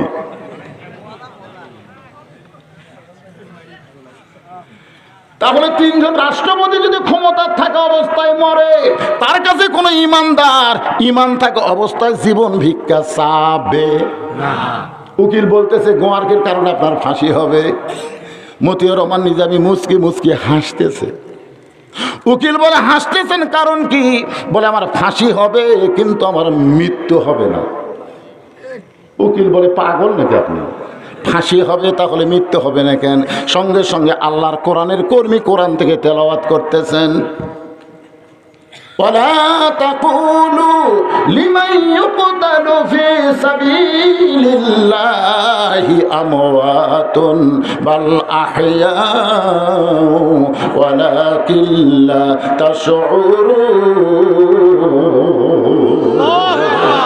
আল্লাহ রাস্তায় যাদেরকে হত্যা করা হয়, আল্লাহ রাস্তায় যাদেরকে ফাঁসি দেওয়া হয়, তাদেরকে তোমরা মৃত্যু বলো না, আমি আল্লাহ বলতেছি তারা জীবিত। বিশ্বাস হচ্ছে না? আমার এক চাচাতো ভাইয়ের একটা ছেলে হয়েছে, তা আমারে কয় হুজুর আপনি একটা আলেম মানুষ, আমার ছেলেটার নাম কি রাখলে ভালো হয়? তা আমি অনেকক্ষণ চিন্তা করে বললাম ভাই তোমার ছেলের নাম রাখো আবু সাইদ। কি নাম? আবু সাইদ। আবু সাইদ শোনার পরে সেই খুশি, আমার এই 200 টাকা দিয়া কয় ভাই এমন একটা ভালো নাম করছেন, এ রংপুরে আবু সাইদ জীবন না দিলে তো হাসিনা পলালো হয় না। আমার ছোট ভাই আমাকে 200 টাকা দিয়েছে বকশিস। আমার এক খালা তো বোনের, গ্রাম সম্পর্কে খালা, তার বোনের একটা মেয়ে আছে, তা আমারে বলতেছে বাবা তুমি আলেম মানুষ, আমার মেয়ের একটা মেয়ে হয়েছে, মেয়েটার কি নাম রাখি, নাতনির কি নাম রাখবো? তা আমি বললাম খালা একটা নাম ভালো আছে, চিন্তা ভাবনা করে দেখেন তো রাখা যায় কিনা। তো খালা বলতেছে কি রাখবো? আমি বললাম হাসিনা। হাসিনা, ওরে বাবা। আমার খালা আলেম না আলেম রে। আমি বললাম খালা এত গরম তুই জানিস না আমার নাতনির নাম খুনি হাসিনার সাথে মিল করে রাখতে পারি? ওরে বাবা রে, আমি তখন বুঝলাম 100 বছর এই বাংলাদেশের কোনো মেয়ের নাম কেউ হাসিনা রাখবে না। ধরে করে কথা ঠিক, তার মানে আবু সাইদ মরে যাও বাসা আছে আর হাসিনা পলে যাও পচে গেছে। ধরে কথা বল না কেন? আল্লাহ রাস্তায় যারা জীবন দেয় তাদেরকে তোমরা মৃত্যু বলো না, এ কথা কার? আরো জোরে বলেন কার? একটু মনোযোগ দিয়ে শুনবেন। রাখাল বলে পথিক তুমি যদি আসল মুসলমান হও তাহলে তুমি দুধ চাইছা কার কাছে? ওমর ফারুক চুম করছে। ওমর ফারুক বলতেছে ভাই রে আসলেই তো তাই, চাওয়ার ব্যাপারে আমার ভুল হয়ে গেছে। রাখাল বলতেছে ভুলটা যদি বুঝবার পারো তাহলে তওবা করো। যারা মাগরিব এশার নামাজ না পড়ে ওয়াজ শুনতেছেন, যদি আপনারা মনে করেন ফজর পর্যন্ত আপনাদের বাঁচার গ্যারান্টি নাই, যদি ফজর আগে আপনি ইমানা বাইনাল আব্দুল কুফরি তর্ক সালাত, যে বেটা নামাজ পড়ে না সে হলো কাফের, আর কাফেরদের জন্য কোনো দোয়া কবুল হবে না। জোরে কোনো কথা ঠিক কি? এইটা যদি আপনারা ভুল বুঝতে পারেন, হুজুর আমরা মাগরিব এশা নামাজ না পড়ে বিশাল অপরাধ করছি, এই মুহূর্তে আমরা তওবা করতেছি, ফজর থেকে বাকি জীবনে একটা ওয়াক্ত নামাজ বাদ দেব না। আল্লাহকে এটা বলার সাথে সাথে তুই যত নামাজ না পড়ার পাপ হয়েছে আমি আল্লাহ সব মাফ করে দিলাম। এরই নাম হলো ফিরে আসা। এতদিন বামপন্থী দল করছি, এখন থেকে ডানপন্থী কর্ম। এতদিন শয়তানের দল করছি, এখন থেকে কোরআনের দল কর্ম। জোরে কথা বলা লাগবি তো। এতদিন বামপন্থীর শয়তানের দল করেছি, মানুষের দল করেছি, এখন থেকে শয়তানের দল করব না, কোন মানুষের দল করব না। দল করব কার? আরো জোরে বলেন। কি তওবা করার সুযোগ নাই? রাখাল বলতেছে পথিক, ভুলটা যখন বুঝবার পারছো তাহলে তওবা করো। ওমর ফারুক বলে রাখাল ভাই তাহলে আমি তওবা করতেছি। রাখাল বলে তুমি মূর্খ মানুষ, তুমি তওবা কেমনি করবা? ওমর ফারুক বলে আমি মূর্খ, তোমার কে কইছে? রাখাল বলতেছে যে চাওয়ার ব্যাপারে সতর্ক হয় না, এর চাইতে বড় মূর্খ আর দুনিয়াতে নেই। আপনারা বলেন তো, বাবার দরবারে যারা যায় এরা শিক্ষিত না মূর্খ? শিক্ষিত লোক যায় না? শিক্ষিত লোক গেলে কোনোদিন বলবে আমার দয়া বাবার দরবারেতে কেউ ফিরে না খালি হাতে। আপনাদের পাবনাত আছে না? নাই নাই। একটু মনোযোগ দিয়ে শুনবেন। ওমর ফারুক বলতেন রাখাল ভাই তাহলে তুমি আমাকে তওবা পড়ো, আমি তোমার সঙ্গে তওবা পড়তেছি। এবার রাখাল হযরত ওমরকে তওবা পড়াচ্ছে। আমার সঙ্গে সকলে পড়েন আস্তাগফিরুল্লাহ রব্বি মিন কুল্লি জামবি ওয়া তুবু ইলাইহি। ওমরের চোখ দিয়ে দর দর করে পানি পড়তেছে। আল্লাহ তোমার কোনো বান্দা যখন কোরআনের কর্মী হয়, ওমর যদি ভুল করে তাহলে সেই রাখাল তাকে তওবা পড়া। তওবা করার পরে ওমর ফারুক বলতেছে রাখাল ভাই আল্লাহর হস্তে উঠে এক পেয়ালা দুধ দাও, আল্লাহর হস্তে। রাখাল মুচকি মুচকি হাসে। ওমর ফারুক বলে আবার হাসো কেন? রাখাল বলে তওবা করার পরে তুমি আবার মুনাফিক হলে। আপনারা বলেন তো, কোনো কাফের যদি বলে তাও ভালো, কাফের থাকবে জাহান্নামের উপরে আর মুনাফিক থাকবে জাহান্নামের তলে। সাহাবেরা জিজ্ঞাসা করলেন হুজুর মুনাফিকের খাদ্য কি হবে? রাসূল বললেন কাফেররা যে পেশাব পায়খানা করবে জাহান্নামের তলে থাকার কারণে মুনাফিকেরা ওই কাফেরের পেশাব পায়খানা খাবে। সাহাবীরা বললেন হুজুর এই শালা মুনাফিক কোন দল থেকে বাড়াবে? আল্লাহ রাসূল বললেন এই মুনাফিকের আবাদ হবে মুসলমানের ভিতরে, আর গোটা পৃথিবীর মধ্যে সবচাইতে ফ্যাক্টরি হলো বাংলাদেশ। জোরে তার কথা ঠিক কিনা? জোরে বলে। একটু মনোযোগ দিয়ে শুনবেন। ওমর ফারুক চেহারা রক্তের মতন লাল করে বলতেছে ও রাখাল আমার মধ্যে মুনাফিকের কি দেখলাম? রাখাল বলতেছে লিমা তাকুলু মা লা তাফআলু। আপনার কথার সাথে কামের মিল নাই। আপনি সত্যি করে বলেন তো আমি কি উটের মালিক? রাখাল ওমরকে বলতেছে আপনি সত্যি করে বলেন আমি কি উটের মালিক? আর যদি আমি উটের মালিক হইতাম তাহলে আপনি আমাকে রাখাল বললেন কেন?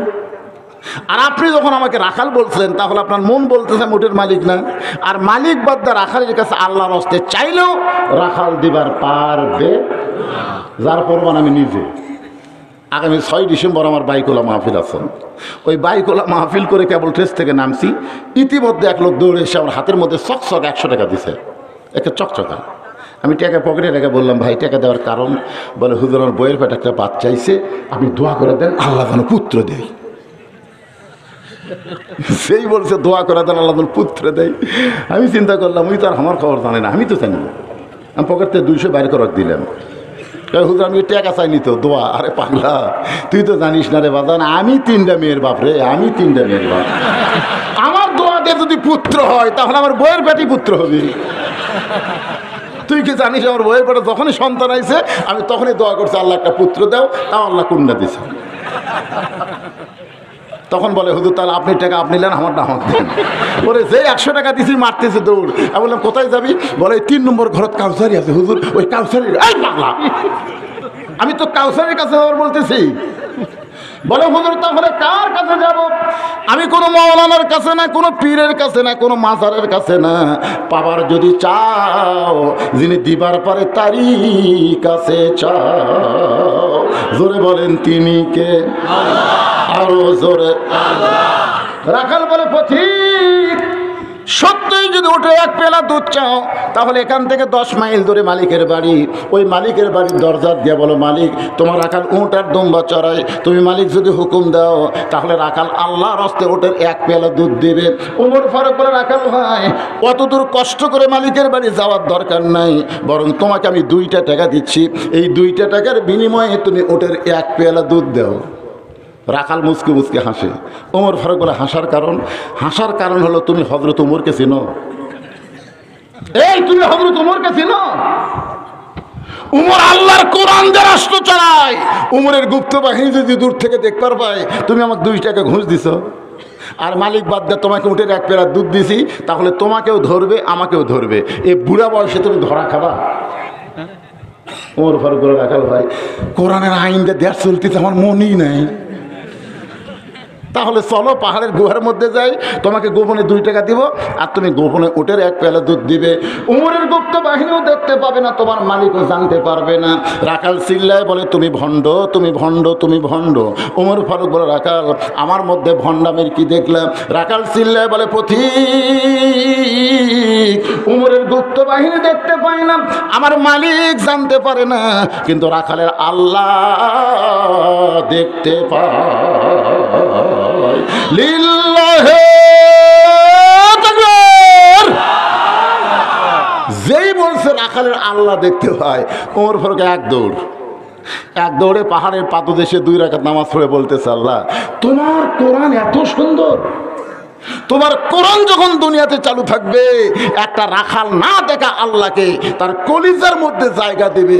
আল্লাহ যদি কলিজার মধ্যে থাকে তখন তার ঈমান বলবে কেউ না দেখলো আল্লাহ দেখতেছে। তোরে কথা দেখতে আমাদের ছেলে পেলেগুলো দরজা জানলা লেগে দিয়ে রাত 11টার সময় কয়, বাপ মা এত নাই দরজা জানলা বন্ধ করছি, এখন ভিডিও মোবাইল খারাপ অশ্লীল ছবি দেখো রে।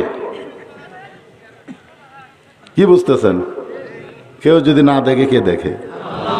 ওমর কানতেছে। রাখাল পিছনে যায় বলে, ভাই যতই কান্দ লাভ নেই, উটের দুধ আমি তোমাকে দিবার পারলাম না। ওমর ফারুক বলে, রাখাল উটের দুধের কোনো দরকার নাই, তোমার কাছে আমি জানতে চাই তুমি না দেখা আল্লাহকে কলিজার মধ্যে জায়গা দিয়ে তুমি যে কোরআনের কর্মী হইছো, কর্মী, এর বিনিময়ে তোমার চাহিদা কি? এর তো একটা বিনিময় লাগবে, সেই বিনিময়ে তোমার চাহিদা কি? কারণ তোমার ভালো বাড়ি নাই, ভালো চাকরি নাই, রোদে পুড়ে পুড়ে উট দুম্বা রাখাল রে করো, তোমার ভালো খাওয়াও নেই, এরপরেও তুমি আল্লাহর কোরআন অনুযায়ী চলতেছো, এর বিনিময়ে তোমার চাহিদা। আপনারা বলেন তো, মামুনুল হক জেলে যাওয়ার আগে যেমন গরম ছিল, জেল থেকে বের হয়ে তার গরম কমিছে না বাড়িছে? আমির হামজা জেলে যাওয়ার আগে যেমন গরম ছিল, জেলের থেকে বের হয়ে তার গরম কমিছে না বাড়িছে? তার মানে কি বোঝা গেল? কে রে আমির হামজা? এই যৌবনের 3টা বছর জেলের মধ্যে কাটালি, এরপরেও কোরআনের হক কথা বলতেছিস, তোর চাহিদা কি রে? এই মামুনুল হক বউকে ধর্ষণের অপরাধে বিনা বিচারে তোকে কয়েক বছর জেলখানায় রাখলো, এরপরে জেলখান থেকে বের হয়ে এমন জোরে জোরে চিল্লায় ওয়াজ করিস, তোর চাহিদা কি রে? তুই আবার জেলত যাবি নাকি? ওমর ফারুক বলে, রাখাল এই না দেখা আল্লাহকে কলিজার মধ্যে জায়গা দিয়ে আল্লাহর কোরআন অনুযায়ী চলতেছো, এর বিনিময়ে তোমার চাহিদা কি? রাখাল বলে, পথিক আমার চাহিদার কথা যখন শুনতে চাও তাহলে শোনো, আমার চাহিদা হলো, সকলে পড়েন রব্বানা, পড়েন রব্বানা আতিনা ফিদ দুনিয়া হাসানাতাও ওয়া ফিল আখিরাতি হাসানা ওয়া কিনা আযাবান্নার। আল্লাহু আকবার। ওমর ফারুক বলে, রাখাল আমি তোমার চাহিদার কথা শুনতে চাইলাম আর তুমি কোরআনের আয়াত পড়ে শুনে দেয়, এর কারণ কি? রাখাল বলে, আসলে তুমি মূর্খ। সর্বস্বা করলে আমার চাহিদা হলো 2টা। দুনিয়ার চাহিদা হলো মহামানব হযরত উমরকে আমি এক নজর দেখতে চাই, যে ওমর আল্লাহর কোরআন দিয়ে রাষ্ট্র চালানোর কারণে আমার মতন রাখাল না দেখা আল্লাহকে কলিজার মধ্যে জায়গা দিবার পারছি, সে হযরত ওমরকে যদি একটাবার দেখতে পাইতাম তাহলে আমার জীবন ধন্য হয়ে যেত। আপনারা বলেন তো, ভালো নেতা দেখার দরকার আছে না নাই? সামনে আছে শুভ দিন, চিন্তা ভাবনা করে আনি। এই দাড়ি চাষা নিচে এই দাড়ি থুয়া দরবেশ হয়ে ধরা পড়ছে, তোর এখন কথা ঠিক না। আনিসুল হককে ধরার পরে বলতেছে, দেখেন দরবেশ যে বসে আছে ওটি লুঙ্গি পরে দাঁড়িয়ে আছে, মাথার চুলত কলপ করছে, বুঝলেন? পুলিশ যখন ওকে ধরে নিয়ে যাচ্ছে তখন আনিসুল হক বলতেছে, পুলিশটা কি ভাই ওটা কে, ওটা চিনেন না? সালমান এফ রহমান। দাঁড়িয়ে আর এরাই হলো ধর্মের নামে মিথ্যাবাদী, মাথায় টুপি, হাতে তসবি, মুখে দাড়ি নিয়ে জনগণের সামনে নেতা সাজে, বিপদে পড়লে আবার নেতার ভোল পাল্টায় দেয়। জনগণ কথা ঠিক কথা বলে, কথা বলা লাগবে ভাই। ভালো নেতা রাখাল বলতেছে, আমার সারা জীবনের সাধনা হলো হযরত উমরকে আমি এক নজর দেখতে চাই। যে উমর আল্লাহর কোরআন দিয়ে রাষ্ট্র চালানোর কারণে আমার মতন রাখাল না দেখে আল্লাহকে কলিজার মধ্যে জায়গা দিবার পারছি, সে হযরত উমরকে যদি একটা বার দেখতে পাইতাম তাহলে আমার জীবন ধন্য হতো। আপনার বলেন তো, রাখালের সামনে যিনি দাঁড়িয়ে আছে তিনি কে? আরো সরে খান, রাখাল কাকে দেখবার চাই? হযরত ওমর চিন্তায় পড়ে গেলেন, যে রাখাল আমাকে তওবা পড়াইছে, যে রাখাল আমাকে মুনাফিক কইছে, যে রাখাল আমাকে ভণ্ড কইছে, এখন যদি বলে রাখাল ভাই আমি ওমর। ওমর ফারুক চিন্তায় পড়ে গেলেন, আমি ওমর এইটা রাখালকে কেমনে বলবো? ওমর ফারুক যখন চিন্তা করতেছে, এমন সময় আল্লাহর কোরআন সামনে বলতেছে, উদউ ইলা সাবিলি রাব্বিকা বিল হিকমাহ।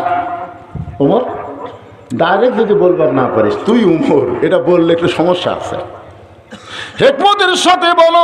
এবার হযরত ওমর বলতে, রাখাল সত্যি যদি হযরত ওমরকে দেখবার চাও তাহলে ফজরের নামাজ তোমাকে সামনে কাতারে আদায় করা লাগবে। সামনে কাতারে আদায় করলে দেখতে পাবে যে মানুষটা ইমামতি করতেছে ওই মানুষটি হলেন হযরত ওমর।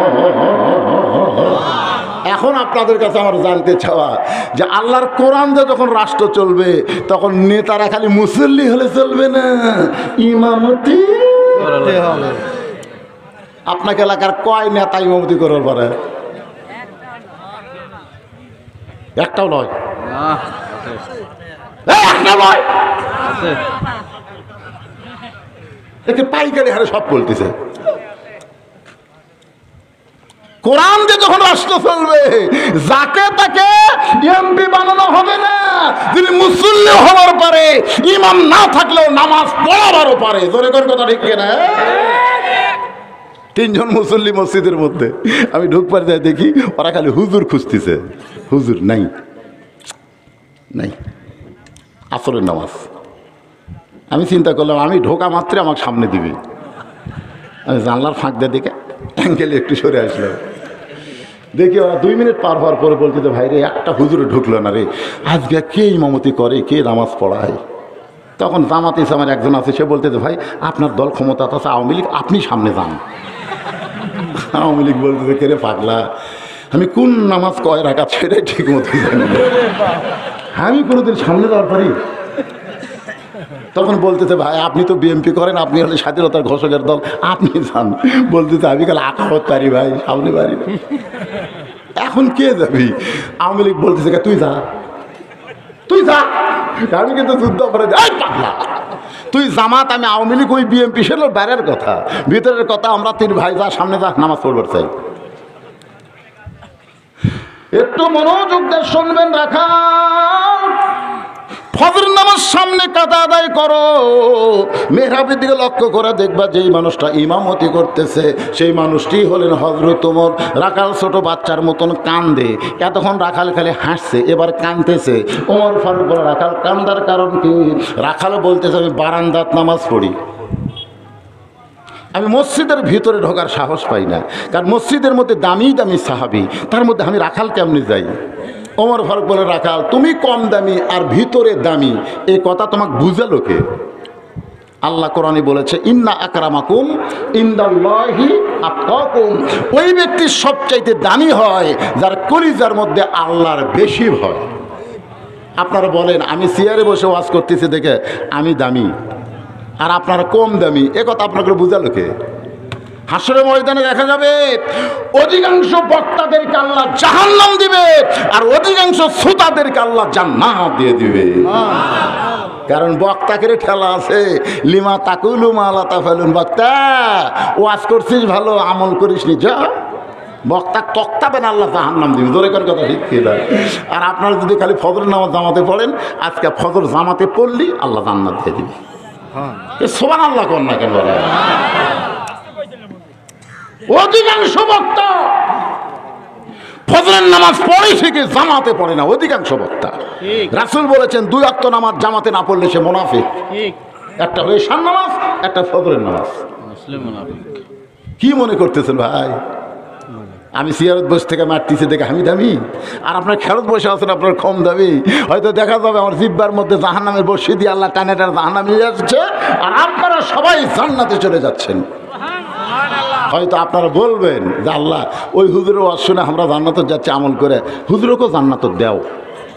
তখন আল্লাহ বলবে, বক্তা এই তোর আমলে তুই জান্নাত পাসি রে, ওই শ্রোতাদের অনুরোধে আমি আল্লাহ তোকে আবার জান্নাত দিয়ে দিলাম।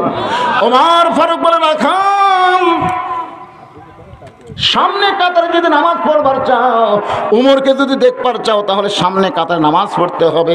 রাখাল বলতেছে আজকে এশার নামাজ পড়ে আর আমি বাড়ি যাব না। ওমর ফারুক বললেন কেন? বলে এশার নামাজ পড়ে যদি বাড়ি যাই তো ফজর সামনে কাতারে ধরা যাবে। ওমর ফারুক বললেন তাহলে তুমি কি করবা?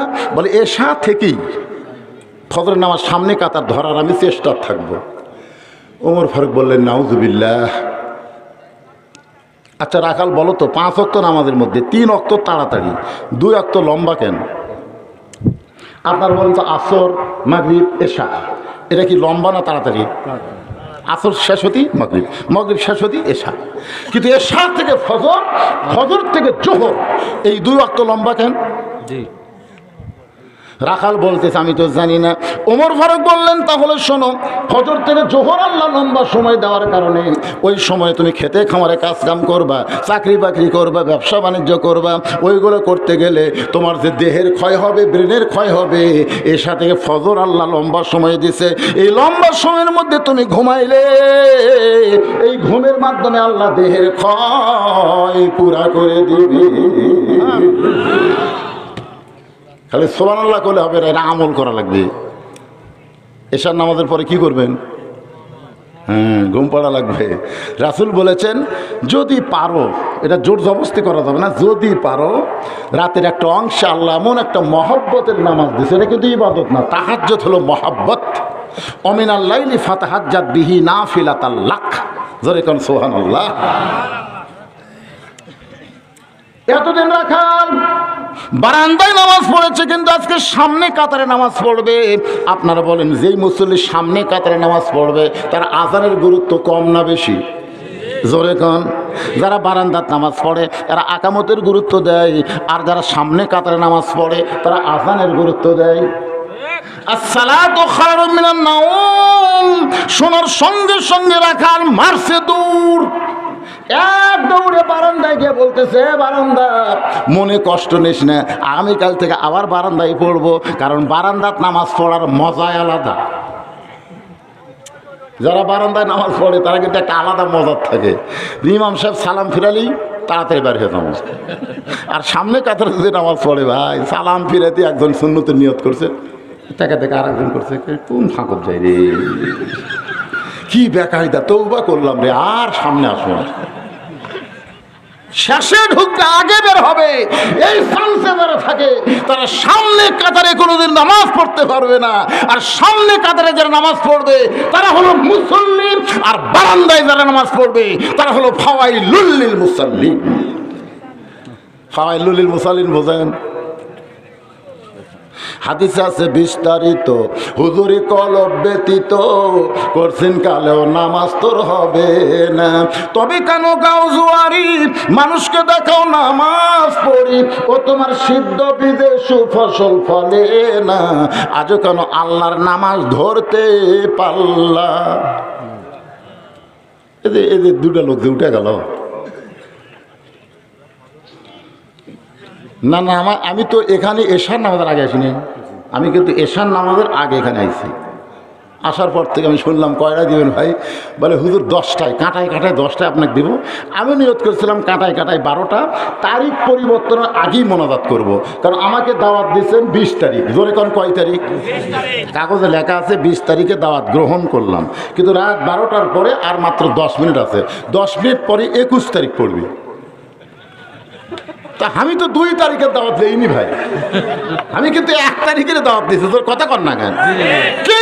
কিন্তু যে লোকটা আমাকে দাওয়াত দিছে সে দুনিয়াতে নাই, এই কারণেই তার রুহের মাগফিরাত কামনায় যদি 8 ঘন্টা বেশি করি সমস্যা আছে না? 1 ঘন্টায় করি সমস্যা আছে, কিন্তু ওটা চলবি না ভাই জান। আমি ওয়াদা দিলাম আপনারা বসে থাকা অবস্থায় আমি সভাপতি কখনোই বলবো না যা পেশাব লাগছে ভাই 5টা মিনিট ছুটি দেন, এ কথা আমি বলবো না। কারণ আমি উঠলেই আপনারা বলবেন এটা কি বক্তা রে, ওয়াজ করতে করতে পেশাব করবার যাই রে। বক্তা ওয়াজ করবার গেলে পেশাব করবার গেলে আপনাকে খারাপ লাগবে, আর আপনার ওয়াজ শুনতে শুনতে পেশাব করবার গেলে আমার কষ্ট হয় না? কিসের রেকর্ড? সময়ের পেশাব করার রেকর্ড করবো না? বিরক্ত হচ্ছেন? এবার কে ওঠে দেখি তো।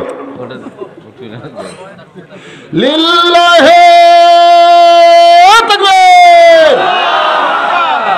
রাখাল এতদিন বারান্দায় নামাজ পড়ে, আজকে বারান্দা গিয়ে বলতেছো বারান্দা মন খারাপ করিস না, আগামীকাল থেকে আবার বারান্দাত পড়বো।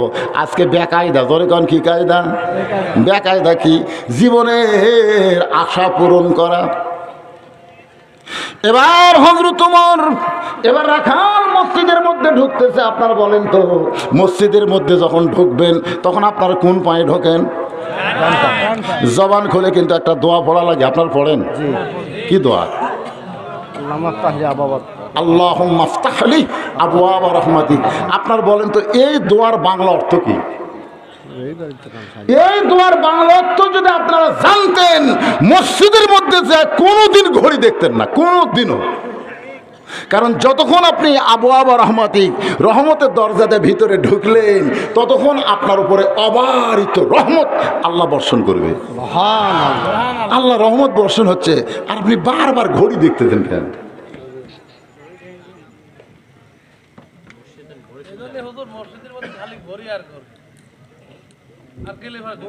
সাইডে ডাক বলতে ভাই আর কয় মিনিট আছে? আমারটা তো 3 মিনিট, তোমারটা কয় মিনিট? আমারও তো 3 মিনিট ভাই। আজ ঘড়ি লড়তেছে না ভাই। 5 মিনিটের মধ্যে 4 বার ঘড়ি দেখছে, তাও বলতেছে আজ ঘড়ি লড়তেছে না। ওই লোকটা নামাজ শেষ করে বেড়া এসে চা স্টলে ঢুকছে, 1-8 ঘন্টা হয়ে যায়, ওঠে না। চা স্টলে কি আল্লাহুম্মা আফতাহ লি আবওয়াব রাহমাতিক আছে? জি না।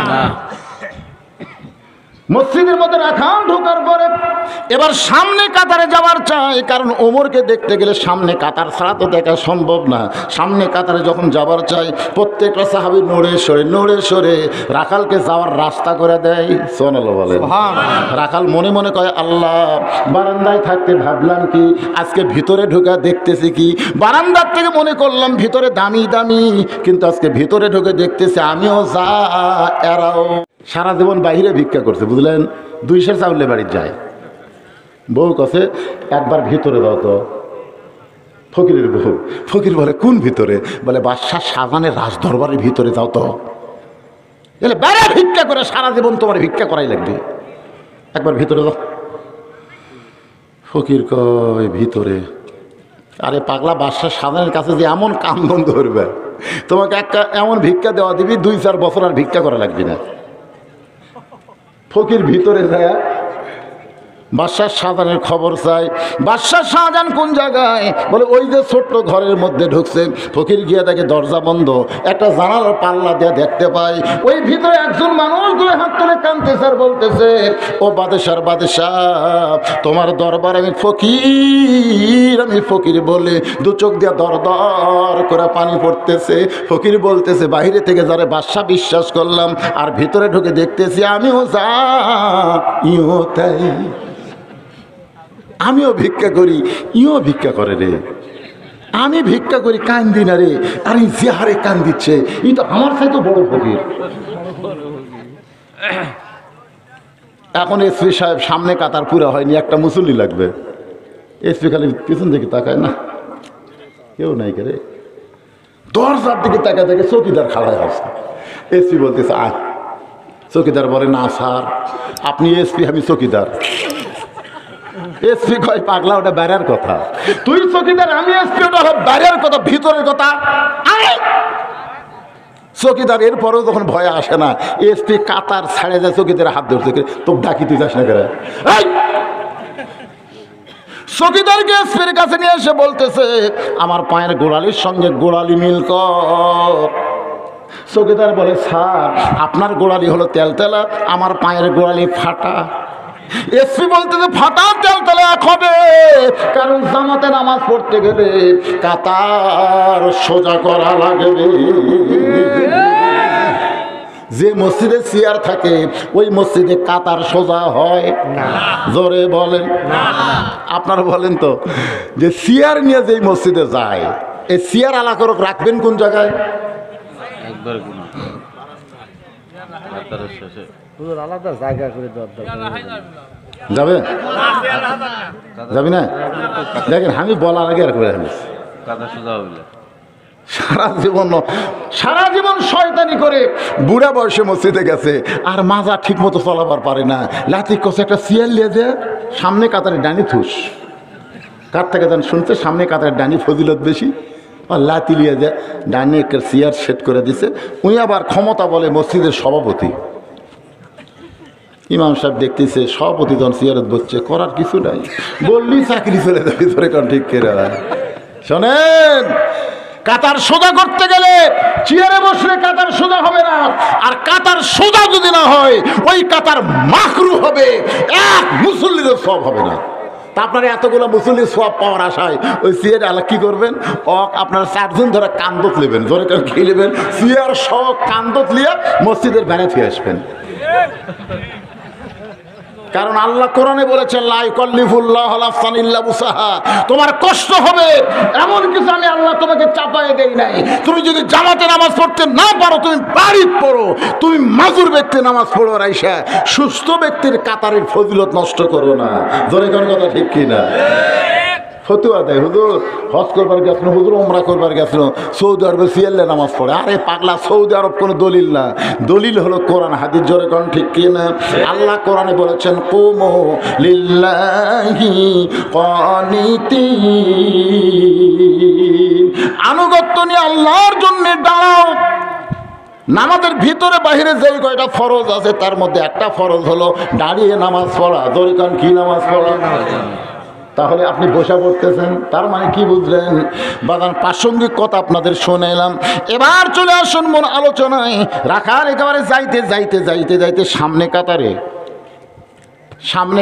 মেহরাব বরাবর সামনে কাতারে রাখাল ফজরের 2 রাকাত সুন্নত নামাজ পড়তেছে। আপনারা বলেন তো ফজরের ফরজের আগে 2 রাকাত সুন্নত আছে না নাই? আছে। এটা কেমন দামি? আপনি যদি জোহরের আগে 4 রাকাত সুন্নত যা দেখেন জামাত শুরু হয়ে গেছে, আপনি তখন 4 রাকাত সুন্নত না পড়ে জামাতে শরীক হবেন। আমার কথা কি বুঝলেন? কিন্তু ফজরের আগে 2 রাকাত সুন্নত যদি দেখেন জামাত শুরু হয়ে গেছে, আপনি মুক্তাসার সূরা দিয়ে 2 রাকাত সুন্নত পড়ে 1 রাকাতও যদি পান সমস্যা নাই, তাও জামাতের আগে ফজরের সুন্নত পড়া লাগবে। যদি কোনো কর্মে আপনি ফজরের সুন্নত না পড়েন, তাহলে ফজর নামাজ শেষ হলেই আপনি সুন্নত পড়া পারবেন না। পড়া তো লাগবেই, কিন্তু পড়বার পারবেন না। মসজিদে বসে থাকা লাগবে, সূর্য উঠা সূর্যের তাপ যখন ছাড়বে তারপরে আপনি ওই 2 রাকাত সুন্নত পড়া লাগবেই। যে ফজরের 2 রাকাত সুন্নত আদায় করে আসমান জমিনের ফাঁকা জায়গা সোনা পরিপূর্ণ করে দান করলে যে সওয়াব হবে, তার সাথে বেশি সওয়াব আল্লাহ তার আমলনামায় দিয়ে দিবে। ফজরের 2 রাকাত সুন্নত নামাজ পড়ে রাখাল চুপটি করে বসে আছে শুধুমাত্র হযরত উমরকে দেখার জন্যে। এমন সময় এক মুসল্লি মসজিদের মধ্যে ঢুকে দেখে জায়গা দখল। এক মুসল্লি মসজিদের মধ্যে ঢুকে দেখে জায়গা দখল। ওই মুসল্লির নাম হলো ওসমান গনি। নাম কি? আমার জায়গা দখল করে রে কে বসিছে রে? আপনারা বলেন তো, মসজিদে শুধুমাত্র একজনের নির্দিষ্ট জায়গা আছে, যিনি ইমাম। ইমাম ছাড়া অন্য কারো নির্দিষ্ট জায়গা নাই। জোরে কোন ঠিক কি? কিন্তু ওসমান গনি কেন বলতেছে কেন আমার জায়গা কে বসলো রে? এটা বলার পিছনে কারণ আছে। আল্লাহ রাসূল বলেছেন, আমি যখন ইমামতি করব, আমি বরাবর যিনি পিছনে দাঁড়াবে তার নাম আবু বকর। আবু বকর যখন ইমামতি করবে, আবু বকর বরাবর যিনি পিছনে দাঁড়াবে তার নাম হলো উমর। উমর যখন ইমাম হবে, উমর বরাবর যিনি দাঁড়াবে তার নাম হলো ওসমান। ওসমান যখন ইমামতি করবে, ওসমান বরাবর যিনি দাঁড়াবে তার নাম হলো হযরত আলী। আমার আলী যখন ইমামতি করবে, রাসূল বলতেছে আলী বরাবর পিছনে। এই পিছনে বলার পরে নবী আর কথা বলেন না। সাহাবীরা বললেন, ইয়া রাসূলুল্লাহ, আলী যখন ইমামতি করবে, আলী বরাবর পিছনে কে দাঁড়াবে? রাসূল বললেন, মা ইয়ানতিকু আনিল হাওয়া ইন হুয়া ইল্লা ওয়াহয়ুহা। আমি রাসূল ততক্ষণ বলতে পারি না যতক্ষণ কে না বলায়। আলী পর্যন্ত হলো খোলাফায়ে, জোরে বলেন, আলী পর্যন্ত হলো খোলাফায়ে রাশিদা। এখন হযরত ওমর যখন ইমামতি করবে, ওমর বরাবর যিনি বসবেন তার নাম হলো ওসমান গনি। কিন্তু আসিয়া দেখে জায়গা দখল। আল্লাহ রাসূল বলেছেন, কোনো মুসল্লি যদি ইমামের জায়গা বাদ দেওয়া যে কোনো জায়গায় বসে, সে যদি আপন ইচ্ছায় জায়গা না ছাড়ে, তাকে জোর করে জায়গা থেকে সরানো যাবে না। আর ওসমান গনি সাহাবীদের মধ্যে সবচাইতে নরম কলিজার সাহাবী। রাখালের কাছে সেদিকে ফাঁকা জায়গা আছে, ওই ফাঁকা জায়গার মধ্যে ফজরের 2 রাকাত সুন্নত পড়ে 3 বার রাখালের দিকে তাকাচ্ছে। এই হুজুর কি দেখতেছে রে? হ্যাঁ, না না হুজুর পাগড়িওয়ালা, কি খবর বাবা?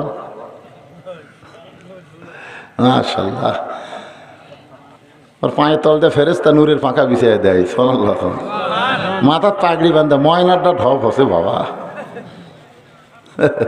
আল্লাহ হক্কানে হাফেজ আলেম কবুল করুন। জোরে করে আমিন। জোরে বলে আল্লাহুম্মা আমিন। একটু মনোযোগ দিয়ে শুনবেন। রাখালের ফাঁকের মধ্যে ওসমান গনি ফজরের 2 রাকাত সুন্নত পড়ে 3 বার রাখালের দিকে তাকাইছে। ধরে কোন কয়বার? তাকানোর কারণ হলো কোনোদিন দেখি নাই, আজকে সামনে দেখতেছি লোকটা কে রে, এই মনে করে একবার যে তাকাছে রাখাল, 2 বার তাকাইতে 3 বার যেই তাকাইছে রাখাল, এই মিয়া বারবার কি দেখো মিয়া? ওসমান গনি ভয়ের ঠেলায় খাড়া হয়ে গেছে। আরে ভাই, তুমি আমার ভাই, আমার পাশে বসে নামাজ পড়বে, আর তোমার চেহারা আমি দেখতে পারবো না? 3 বার দেখছি, তুমি এত গরম হলে তোমার পরিচয় কি? বলতেছে আমার পরিচয় হলো রাখাল। যেই বলছে রাখাল, ওসমান গনি মুচকি মুচকি হাসতেছে। কারণ রাখাল যারা হবে তাদের ভাষা নরম করলে হবে না, রাখালের ভাষা গরম রাখতে হবে। ধরে কোন কি রাখা লাগবে? হ্যাঁ, আপনি যদি নরম হয়ে গরু ছাগল চড়াবার যান, আপনার গরু ছাগল যদি পরের আবাদের দিকে যায়, আর আপনি যদি নরম করে বলেন বাবা গরু, বাবা গরু, ওদিকে যাস না বাবা, শুনবে? আর যদি এই গরু এক ধাপ যদি পা তুলিস, একেবারে পা ভেঙে দেবো। গরু কিন্তু মানুষ চাইতে ভালো শোনে। হয়তো আপনারা বলবেন, হুজুর আমার বাড়িতে গরু ছাগল না, আমি কার রাখালি করব? রাসূল বলেছেন, প্রত্যেকটা অভিভাবককে আল্লাহ রাখালের দায়িত্ব দিয়ে প্রেরণ করেছে। এখন হয়তো বলবেন, হুজুর আমার গরু ছাগল না, আমি কার রাখালি করব? আপনি চোখ বন্ধ করে দেখেন, আছে। আমি দেখছি আমার বাড়িতে একটা 42 বছরের গাভী আছে। গাভীর বয়স হলো 42 বছর। এই গাভীটা হলো আমার বউ। চোখ বন্ধ করে দেখেন, আপনার বাড়িতে 22 বছরের একটা আইডিয়া আছে। আইডিয়া হলো আপনার ছেলে। আপনি খুব খেয়াল করে দেখেন, 17 বছরের একটা বকনা আছে। বকনা হলো আপনার মেয়ে। এখন আপনার বলেন, আপনার বউ, আপনার ছেলে, আপনার মেয়ের উপরে আপনার রাখালি করার দায়িত্ব আছে না নাই? আপনার বউ যে ভারতের স্টার জলসা জি বাংলা দেখে, যে ভারত আমাদের বাবরি মসজিদ ভাঙ্গা রাম মন্দির বানাচ্ছে, ভারতে মন্দির বানানোর বহু জায়গা আছে, কিন্তু সেই জায়গায় মন্দির না বানায়া 400 বছরের পুরাতন বাবরি মসজিদ ভাঙ্গা ওই জায়গায় মন্দির বানাচ্ছে। তখন থেকে ভারত মুসলমানের বন্ধু না, ভারত মুসলমানের কলিজাত আগুন লেগে দিয়েছে। কথা ঠিক কিনা? আর সেই ভারতের স্টার জলসা জি বাংলা আপনার গাভী বউ দেখে, আপনি কোনোই রাখালি করবেন না। আপনার আইডিয়া ফজর আজান শুনে ঘুম আসে। আর্জেন্টিনার খেলা 3টা পর্যন্ত দেখে, মেসি কিভাবে গোল করে এগুলো সবই জানে, কোন দিক দিয়ে কাটা কোন দিক দিয়ে ঢুকে। ও বাবা রে, আইডিয়া 3টা পর্যন্ত খেলা দেখলো। আর সালাতো খায়রুন নাম শোনার সাথে সাথে আইডিয়া 3.5 হাত 2.5 হাত হয়ে গেল। মানে আজান শোনার পরে ওই শুনবি না দেখে ল্যাপ মাথার উপর দিছে, এখন পাও বার হবি, পাও টানা বুকের সাথে থসে। আপনি বাইরে থেকে দেখতেছেন মনে চাউলের বস্তা ঢেকা থসে, ল্যাপ টানতে দেখেন ল্যাপের তো নারের সাইজ আর সকালবেলা সাইড ঠিবে কুত্তার সাইজ, একই সাইজ। জোরে কোন কথা ঠিক কি না? আপনার 17 বছর একটা বকনা আছে, মেয়ে আছে, আপনার মেয়েটা পরিমণি হবে না ফাতেমা হবে, এই সিদ্ধান্ত বাবা হিসেবে আপনার নেওয়া লাগবে। আপনার মেয়েকে আপনি কি বানাবার চান? বাংলাদেশের পরিমণি না নবীর মেয়ে ফাতেমা? কথা কয় না বারে, পরিমণি বানাবেন? কি বানাবেন? ফাতেমা যদি বানাবার চান তাহলে আল্লাহ নবী কেমন রাখালি করলেন দেখেন। আমার মায়েরা যারা পর্দার অন্তর আছেন গো মা, একটু মনোযোগ দিয়ে শোনেন। ঘরের মধ্যে ঢুইকা দেখে ফাতেমা মাত্র 9 বছরের ছোট্ট মেয়ে, হাতের মধ্যে চুরি দিয়ে মুচকি মুচকি হাসতেছে। 9 বছরের ছোট্ট মেয়ে মুচকি মুচকি হাসা দেখে নবী আর ঘরের মধ্যে ঢুকলেন না। ফাতেমা চমকে গেল যে বাবা ঘরের মধ্যে ঢুকে আমাকে মা মা বলে আদর করে, আজকে সেই বাবা ঘরে না ঢুকে বাইরে কেন? বারান্দায় গিয়া দেখে নবীর চোখ দিয়ে দর দর করে পানি পড়তেছে। ফাতেমা বলে বাবা এমন করে কেন কাঁদতেছেন বাবা, আপনার কান্দার কারণ কি? রাসূল বলে ফাতেমা যে দুনিয়া সাজবে মা, আল্লাহ তার আখিরাতের শ্বাস কমায় দিবে। ও ফাতেমা, তুই যদি জান্নাতে যাওয়ার চাস তুই কখনো মনে করবি না তোর বাবা আল্লাহর নবী বলে তুই জান্নাতি। জান্নাতে যাওয়ার গেলে মা জান্নাতের আমল করে তোকে জান্নাতে যেতে হবে। সঙ্গে সঙ্গে ফাতেমা হাতের 2টা চুড়ি খুলে মাটি ফাইলা দেয়। নবী দৌড়ে গিয়ে চুড়ি 2টা করে জামার পকেটের মধ্যে ঢুকায়। ফাতেমা বল বাবা যেই চুড়ি হাতে দেওয়ার কারণে আপনি ঘরের মধ্যে ঢুকলেন না, আপনি বারান্দায় কাঁদতেছেন, সেই চুড়ি ফাইলা দিলে আপনি কেন করে পকেটে ঢুকাইলেন? রাসূল বলে ফাতেমা আয় আয় তুই আমার কাছে আয়। নবী ফাতেমাকে অত্যন্ত ভালোবাসতেন, নিজের মায়ের মতন ফাতেমাকে শ্রদ্ধা করতেন। নবী কপালে চুমাতে বলে ফাতেমা রে তুই মনে কষ্ট নেস না মা, একদিন তোর নাকে নাক ফুল পরায় দিব, একদিন তোর কানে কানের দুল পরাবো, একদিন তোর গলাত মালা পরায় দিব। ফাতেমা বলে বাবা কবে? সেই দিন কবে? রাসূল বলেন ফাতেমা যেদিন তোমার বিবাহ হবে। ও ফাতেমা মেয়েরা কেবলমাত্র এক ব্যক্তির জন্য সাজতে পারবে না, সেই ব্যক্তি হলো তার স্বামী। স্বামী ছাড়া অন্য কোনো পুরুষের জন্য মেয়েরা সাজতে পারবে না। তাহলে আপনার 17 বছর মেয়ের তো বিয়ে হয়নি, উনি যে হাই হিল পরে কিলকিল করে গোটা এলাকা ঘুরতেছে। বাবা হিসাবে আপনার রাখালি করার দরকার আছে না নাই? জোরে কোন আছে না নাই? ওসমান গনি মুচকি মুচকি হেসে রাখালের কাছে বসে বলতে ভাইজান আপনাকে কোনোদিন সামনে কাতারে দেখিনি ভাই, আজকে প্রথম দেখতেছি, এই দেখার কারণ কি জানতে চাই। রাখাল বলতেছে বারান্দার নামাজ পড়ি। বারান্দার নামাজ পড়লে দেখবি কেমনে? আর তুই এত পেশার পারিস কে? আমার দেখাই কি আর না দেখাই? রাখাল জানে মালটাকে জানে তাই তুমি বাইরে নামাজ পড়ে ভিতরে খবর জানা আছে। ওসমান গনি বলতে যে ভাইজান কি জন্য সামনে কাতারে আসছেন খালি সেটা আমার জানবার চাই। তুমি বারান্দাতে নামাজ পড়েন তো সামনে কাতারে আসার কারণ কি? রাখাল বলতে তো দেখার জন্য আসছে, দেখার জন্যে। দেখা হলি চলে যাবো, আমার কি ঠেকা পড়ছে যে এত ভিড় ঠেলা ভিতরে আসা দেখবি? দেখা হলেই চলে যাবো। ওসমান গনি বলতেছে আপনার যে দেখা হবি তার গ্যারান্টি কি? রাখাল ভাই পাগলা নাকি, আমার চোখ ভালো রে। ওসমান গনি বলতে ভাইজান কয়েক বছর হলে সামনে কাতারে নামাজ পড়তেছি, কয়েক বছর, এখন পর্যন্ত দেখার সৌভাগ্য হয় নাই। কারণ ওসমান গনির সামনে নামাজ পড়ে যাকে দেখার জন্যে তিনি হলেন নামাজের মালিক আল্লাহ, আর রাখাল যারা দেখতে চায় তিনি হলেন আল্লাহওয়ালা। আল্লাহ কোরআনে বলেছেন, খুব খেয়াল করবেন, ওসমান গনি যাকে দেখতে চাই তিনি হলেন নামাজের মালিক আল্লাহ। রাসূল বলেছেন বুখারী শরীফের কিতাবুল ইহসান প্রথম হাদিস, আল্লাহ রাসূল বলতেছেন আনতা আবুদুল্লাহ কাআন্নাকা তারাহু ফাইন লাম তাকুন তারাহু ফাইন্নাহু ইয়ারাকা। আল্লাহর ইবাদতের মধ্যে শামিল হও, আল্লাহকে দেখতে পাবে।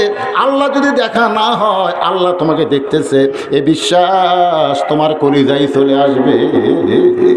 আপনারা বলেন তো মসজিদে আমরা নামাজ পড়তে যাই, আমাকে দেখে কে? সবাই বলেন দেখে কে?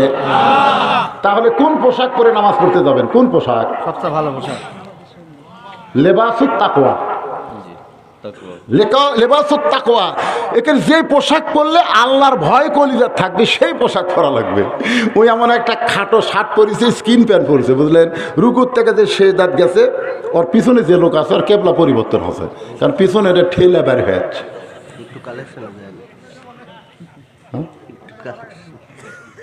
আরো করা লাগবে।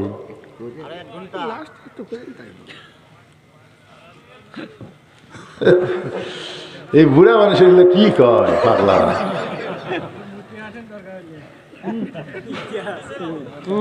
না না না, সে কথা হচ্ছে না তো, আমি কি ওয়াজ ছাড়ছি তাই? আপনাকে এই যে রাত এখন 12:15 বাজতেছে, আর আপনাকে সোনার চেহারা দেখলে মনে হচ্ছে রাত কেবল 10টা বাজবে। 10টা কি চেহারা! মুরব্বী যুবক সবাই খালি টাস টাস করে তাকায় আছে। লিল্লাহে তাকবীর! যে কথা বলতেছে একটু মনোযোগ দিয়ে শোনে, এখান থেকে অত্যন্ত গুরুত্বপূর্ণ। ওসমান গনি বলতেছে, এত বছর হলে সামনে কাতারে নামাজ পড়ি, এখন পর্যন্ত দেখা হয় নাই। আপনাদের কাছে জানতে চাই, ওসমান গনি যাকে দেখার জন্য সামনে কাতারে তিনি কে? আল্লাহ। আর রাখাল যাকে দেখতে আইছে, হ্যাঁ, তিনাকে উমর না বলে এই মুহূর্তে আমরা বলবো আল্লাহওয়ালা। আপনারা বলেন তো আল্লাহ আল্লাহওয়ালা, আল্লাহ। এর মধ্যে তফাৎ কি?